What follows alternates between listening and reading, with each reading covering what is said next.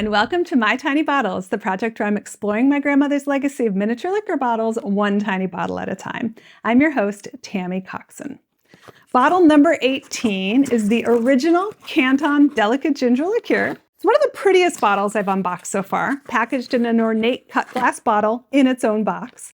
A quick internet search on this product will turn up that it is the precursor to our modern-day Domaine de Canton liqueur. But like with so many of these bottles, there's a lot buried in that easy one-liner. The original Canton Delicate Ginger Liqueur was imported from Guangdong province in China, definitely between 1992 and 1995, and possibly to 1997. The importer was Charles Jacani C., which is the oldest liqueur producer in the U.S. They were established in Pennsylvania in 1884 and survived Prohibition by producing non-alcoholic cordials during the dark years. They are best known for bringing Chambord to the American market.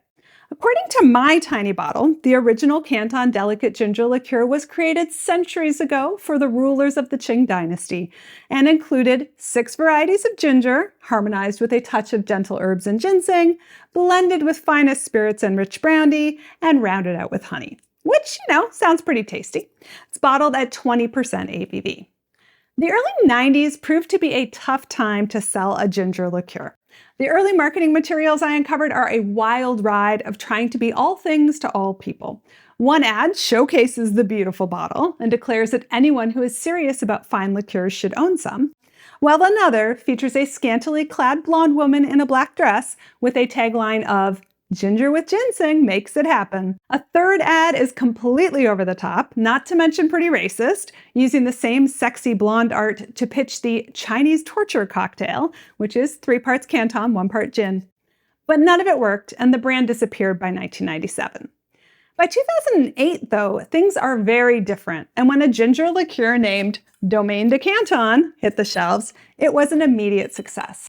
This new liqueur was not a product of Charles Jacani C. It was the brainchild of John Cooper, who was the eldest son of the owner of Charles Jacani, and he decided to start his own company. The liqueur market was hot in 2008.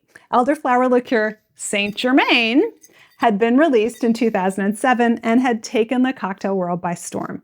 The moment was ripe for a new liqueur to take some of Saint Germain's spotlight, and John Cooper was determined that he would get his share of it. And this wasn't just business, it was personal, because Saint Germain was the creation of John's baby brother, Rob Cooper. And when asked by the Wall Street Journal in 2009 why they hadn't just teamed up, he said, we don't get along. The Domaine de Canton marketing material doesn't make any mention of the earlier original Canton Delicate Ginger Liqueur. In fact, they go so far as to call Domaine de Canton the world's first ginger liqueur, which is totally not true. And they also come up with their own fake backstory with a French-Indonesian twist. But as I dug into this, I got especially interested in one little detail on my tiny bottle. It really was imported from China, and the name of the maker is Domaine Canton Liqueur Company, which sounds an awful lot like Domaine. Now, I'm not sure how aware John Cooper would have been about the family company's original product. He was born in 1975, so he was only 17 when they started selling it. But I can imagine a brainstorming session, perhaps inspired by a look at a back catalog or suppliers. Hey, what about bringing back that old ginger liqueur from Domaine? Canton, I think they called it. Domaine, Canton. Oh, hey, Domaine de Canton. That sounds very sexy in French.